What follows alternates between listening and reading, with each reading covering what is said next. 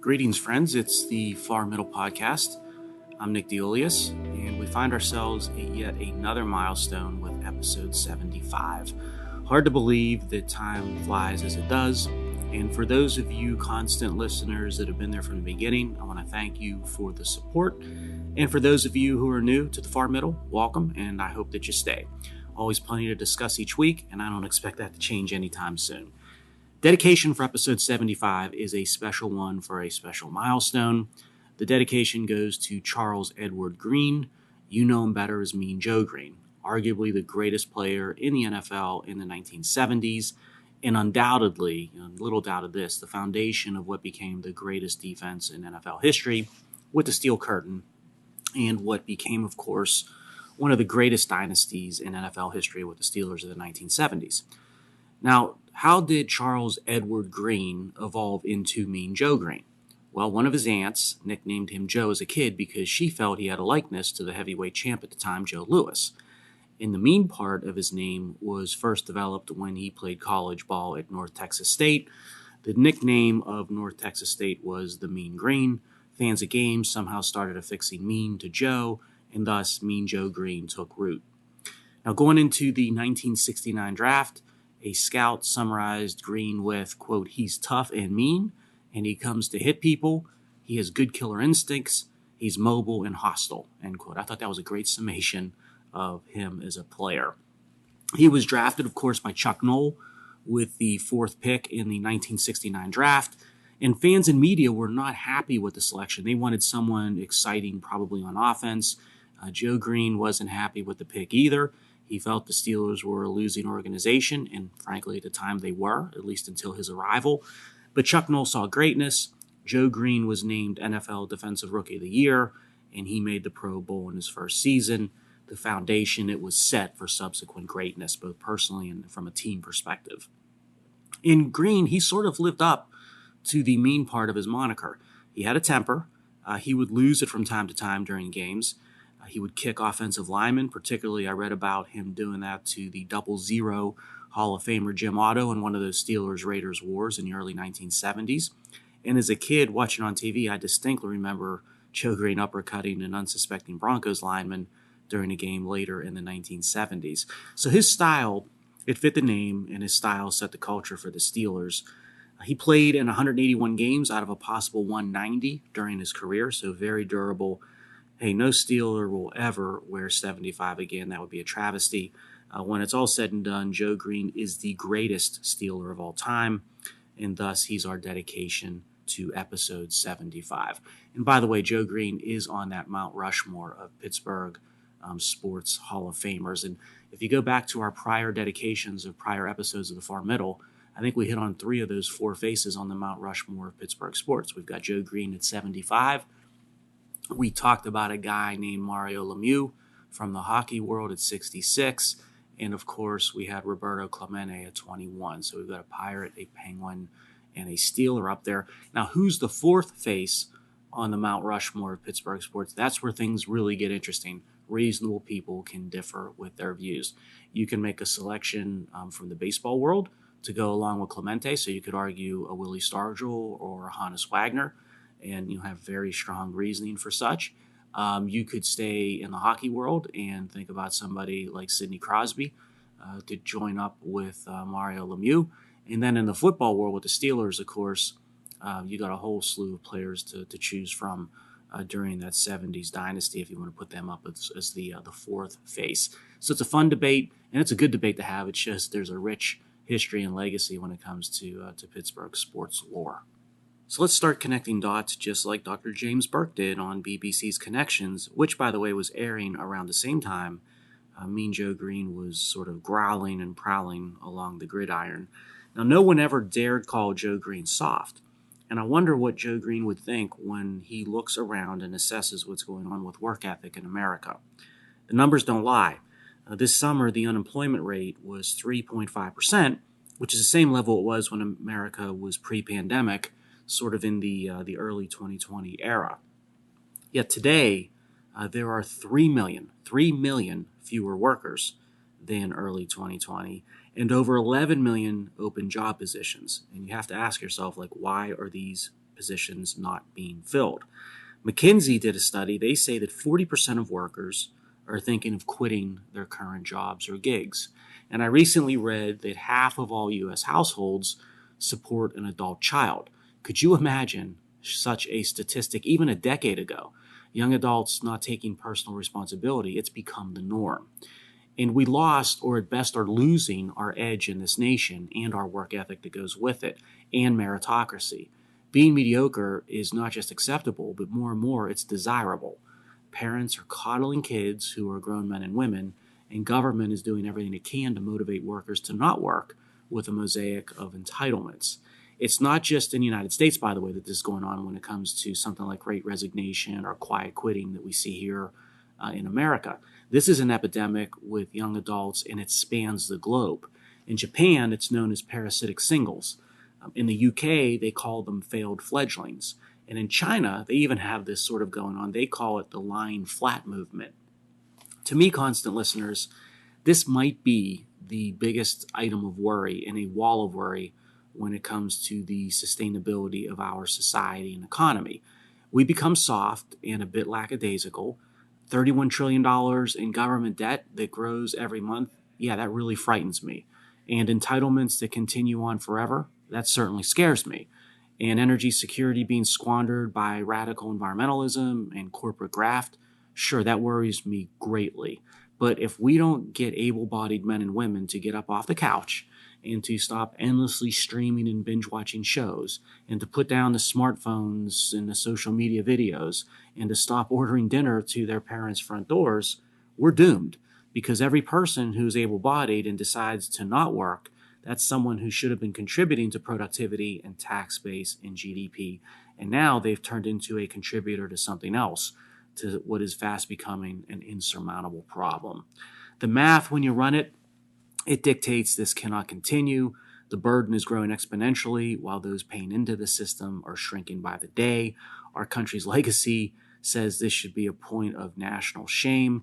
And our forefathers and foremothers, they should be shocked, or they would be shocked to see what we've become. And strategy and logic, you look at them, they're telling you we will lose the next economic, military, or technological battle, and our adversaries are going to win it if this trend continues to march onward. And it's Halloween, of course, and this issue with the lack of work ethic and drive, it seems like it's becoming a bit of a horror show or a bad dream. And the concept of our workforce running on empty brings us to the next topic to discuss, which is how our nation's strategic petroleum reserve is running closer to empty than ever before. First, a little bit of background here. The Strategic Petroleum Reserve was set up in the mid-1970s. Its purpose was simple. It was to mitigate supply disruptions and provide energy security. Of course, back in the mid-1970s, it was supply disruptions like the 73-74 oil embargo by OPEC. Later, it was events like Desert Storm when we invaded Iraq, or Hurricane Katrina when the Gulf's energy complex shut down.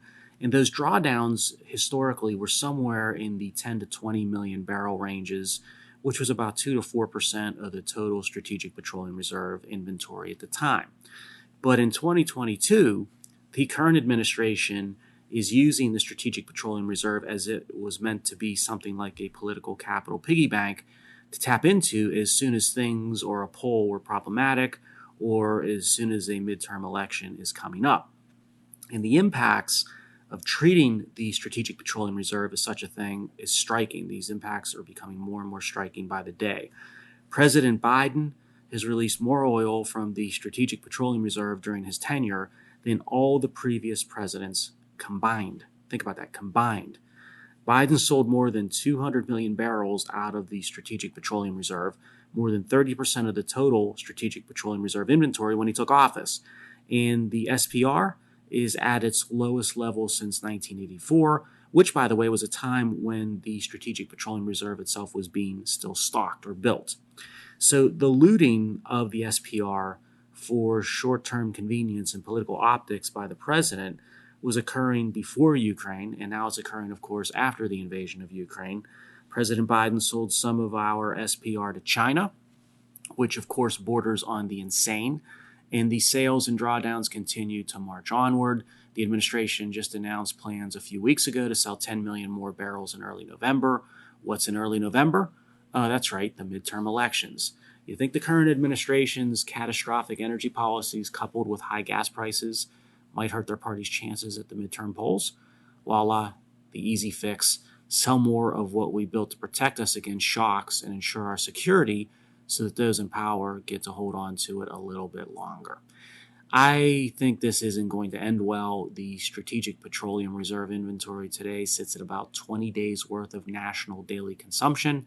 The world is a much riskier and more volatile place. You've got Taiwan, Ukraine, Iran, macroeconomic pain, and so on. And here comes winter, where demand for energy will rise. We may learn the hard way what the Strategic Petroleum Reserve was designed to do. When we need it the most, it might be squandered for politics or political reasons. It's un-American, and shame on those in power allowing it to happen. Now, while our president seems to put his personal gain ahead of America's vital interests with the Strategic Petroleum Reserve and energy policies, we see some of those who ran for his job not long ago doing similarly destructive things. So the next connection is discussing what billionaire and once presidential candidate Michael Bloomberg is putting his money behind these days. Remember, this is the New York-based elitist who supported free trade policies that contributed to the collapse of industries and communities within the Rust Belt, including my home of Western Pennsylvania. So the Manhattan billionaire, he's placing $85 million of his foundation's money to fund a campaign called Beyond Petrochemicals, which is basically a copycat effort to the Sierra Club's Beyond Coal campaign about, 10, 15 years ago. And the Beyond Petrochemicals effort wants to stop 120 petrochemical projects from ever starting or from being built. The website of Bloomberg Philanthropies specifically identifies Ohio, West Virginia, and Western Pennsylvania as targets. The effort is about destroying the opportunity for doers and value creators to go out there and achieve, basically to stop development through litigation and lobbying. Nice going, Mike. Places like Pennsylvania should not be like Mike, at least this Mike in particular. We just simply can't afford it. Yeah, and Bloomberg is one of those self-assured elites who views themselves as climate warriors, saving all of us, while being perfectly willing and comfortable dictating to the masses what they can and cannot do. Because, it's a code red for humanity. Now, that connects us into the next topic. Remember as far back as one wants to go, and you can recall how environmentalists were broadcasting that the Great Barrier Reef off the coast of Australia was destined for ruin. Agriculture runoff, fishing, and of course the always reliable climate change, they were pointed to as the root causes of what was killing off the reef. In 2017, there was a headline from a major news outlet that blared, quote, "The Great Barrier Reef will die this century," end quote. Well, the Great Barrier Reef is one of those useful visuals and instruments to justify how people like Mike Bloomberg can justify controlling you through policy. So it's an optic that matters greatly. Well, guess what? This summer, the Australian Institute of Marine Science issued a report that said that the Great Barrier Reef was not dying, but instead it was thriving. The north and central sections of the Great Barrier Reef have record coral cover, and the southern section is at near record highs for coral cover as well. Now, if you weren't aware of the state of the Great Barrier Reef, it's because nobody told you. It doesn't fit the Code Red for Humanity program or narrative. So brush the science and biology under the carpet when it doesn't help with or serve the ideology. Now, while you've got the elites in the West who are using pending climate doom to shove various ill-advised energy policies down the throats of citizens, China is experiencing, of all things, a coal boom, which is the next topic to discuss. Between 2015 and 2021, China increased its CO2 emissions by 11%, and it's going to get worse because there are over 500 coal-fired units in China that are proposed, under permit, or being built as we speak. In total, that's equivalent to 60% of the total world coal-fired capacity currently. In other words, China's adding 60% to the current global coal-fired capacity with what they already have underway or in the works. Now, the nation also has over 170 new or expanded coal mines under development because these new coal-fired power plants, they need to be fed by coal mines. President Xi has a very logical, maybe a coldly logical take on climate and energy policies. He said earlier this year that, quote, "We can't be detached from reality," end quote. and that, quote, we can't toss away what's feeding us now while what will feed us next is still not in our pocket, end quote. And you know what? He's right.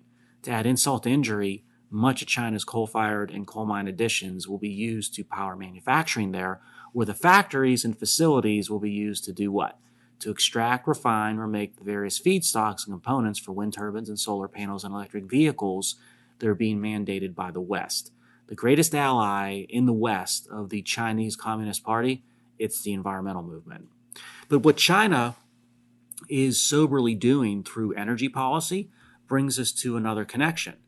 And it is in stark contrast to what California is emotionally pursuing. So I want to talk a little bit about California and its energy policies. About a month ago, Governor Newsom signed 40 new state climate bills. It's these types of moves as to why that state has gasoline prices far above the national average and why its power rates are more than double the rates in bordering states. But the state and its governor, they keep pushing energy policy to new absurd levels. So just consider a few of these 40 bills signed back in September. One will take the state's clean energy mandate, whatever clean energy means is never clear, but their clean energy mandate, to 90% by 2035 and to 100% by 2045. Of course, all energy has an environmental and carbon impact, as we discussed a few weeks ago on the far middle, but don't let the science or the facts get in the way. I'm waiting to see what state or nation is going to be the first to commit to 100+% clean energy or negative carbon. Don't laugh. It's going to happen, mark my words. Speaking of carbon footprint, another new law in that slew of laws in California, it requires the state to hit carbon neutrality by 2045. And the state's Air Resource Board has police powers to impose whatever regulations it deems necessary to make that happen, whether it impacts transportation, housing, businesses, or farming. Now, that should work out really well for all involved. One of the Air Board's more recent moves was to outlaw less expensive and more reliable gas-fired furnaces by 2030.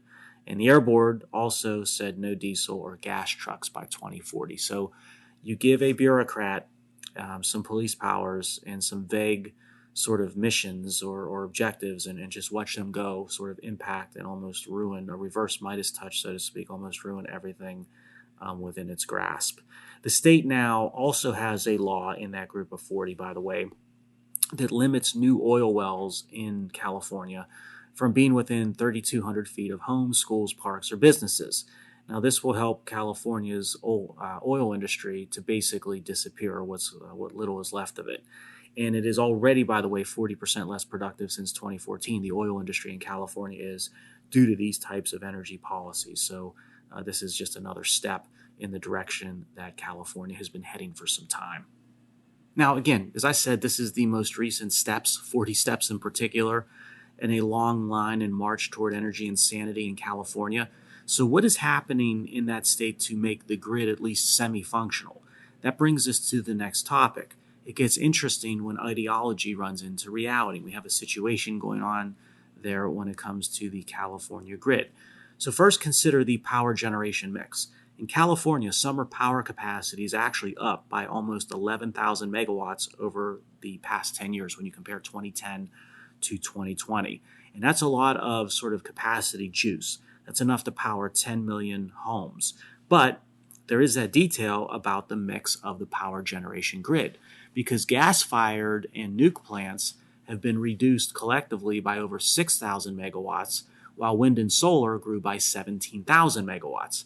In other words, the grid got larger in nameplate capacity, but it got much shakier because within that mix, you ran away from on-demand and reliable sources like nat gas and nukes, and you ran toward intermittent and unpredictable sources like wind and solar. So the nameplate capacity doesn't equate to on-demand when needed power. So when the wind doesn't blow, or when it's dark, or the sun isn't shining, California has to import power from other states. Usually that's power generated by the very sources California ran away from. But you see, California didn't really run away from those sources as much as it decided to stop generating the power themselves and now rely on imports from other states. The Los Angeles Municipal Utility generates 30% of its power from coal. A lot of people don't understand or realize that. Statewide, emergency gas-fired generators are being installed to keep the lights on when wind and solar fail to do so, which is often and at the worst possible times. And this is just the start. It's absurd when you contrast the rhetoric with the reality. The cost to Californian residents and businesses, it's only going to worsen. And all this state and federal government heavy-handedness with people's lives in 2022, it reminded me of something I wanted to share with you. It's the good old Declaration of Independence from way back in 1776. Gave it a quick reread this past week, and I noticed something relevant for today and on the topic of government or bureaucratic control. So the signers of the Declaration of Independence, they had a few bones to pick, of course, with King George III at the time. And the signers listed those issues of contention in the document itself. Two of them were of particular interest when it comes to government in 2022. So the first one, let me just read you the quote from the Declaration itself. Quote, he, being King George, he had erected a multitude of new offices and sent hither swarms of officers to harass our people and eat out their substance, end quote. Does that sound a lot like the bureaucratic state of today's America or what? Unelected administrators that can't be removed in answer to no one, but yet they set the rules that affect everyone. And by the way, the direction that this is going, of course, it points toward exponential growth. It looks like things are just going to get worse. And by the way, the signers in the Declaration, they took exception to the king allowing a couple of other things to occur. So just let me read you two of those. One, quote, for imposing taxes without our consent, end quote. So you see that everywhere in the United States today. You've got regulations set by bureaucrats to create indirect taxation and appropriation of value across dozens of revenue and activity streams, many of them not having explicit statutes that justify the regulation or taxation itself. Another excerpt from the Declaration, quote, for depriving us in many cases of the benefits of trial by jury, end quote. This reminds me of how the administrative state has been very adept at appropriating individual rights and personal property without due process of law. Environmental regulations being akin to takings by government of personal property rights, that's one big example. Another big arena are things like Title IX from the Department of Education that denied due process for alleged sexual misconduct on college campuses, where beyond the quad, such accusations would be vetted by a trial and jury, but inside the quad, it's as if the Constitution doesn't even exist. Just odd how the signers of the Declaration of Independence, they took exception to what a monarch was doing to them in 1776, but today Americans are exposed to much worse in many ways from their own government via the administrative state, and we just sort of shrug it off. Let's close out milestone episode 75 by tying the Declaration of Independence points of contention with King George III in today's entrenched bureaucracy with what is going on with the IRS, the Internal Revenue Service, under the Inflation Reduction Act. So the beloved IRS is receiving $80 billion in the Inflation Reduction Act. The selling point on this provision was to make the IRS more modern and responsive to taxpayers. But that's not really true. Only 4% of that $80 billion in funding goes to taxpayer services, and only 6% is going to go to modernizing technology. The vast majority of the $80 billion, it's going to go to expand the bureaucratic roles and hire more staff. Most estimates say the IRS will add more staff than there are taxpayers making over $5 million a year in the entire nation. So this isn't to simply audit the rich, as was also warranted by Congress and the President with the Inflation Reduction Act. So what gives? Well, the IRS is staffed by employees who are members of a public union.